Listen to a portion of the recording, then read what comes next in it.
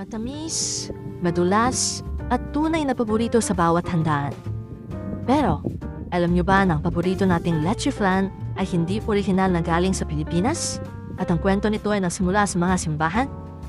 Ang leche flan ay nagmula sa bansang Spain, kung saan tinawag itong flan de leche. Noong panahon ng pananakop ng mga Kastila rito sa Pilipinas, dinala nila ang recipe na ito. Alam niyo ba na ang mga puti ng itlog o egg whites ay ginagamit noon bilang cementing agent o pandikit sa pagpapatayo ng mga simbahan? Dahil doon, sobrang daming natitirang egg yolks o yung dilaw sa itlog. Para hindi masayang, ang mga praile at mga Pilipino ay gumawa ng paraan. At doon sumikat ang paggawa ng matatamis na dessert tulad ng leche flan. Sa ngayon, ang leche flan ay hindi lang basta pagkain.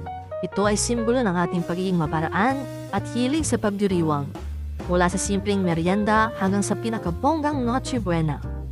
Anong paborito mong partner ng leche flan? Halo-halo ba? O kinakain lang ng solo? I-comment mo na yan sa baba. Huwag kalimutang i-like at mag-subscribe para sa marami pang kwentong pagkain.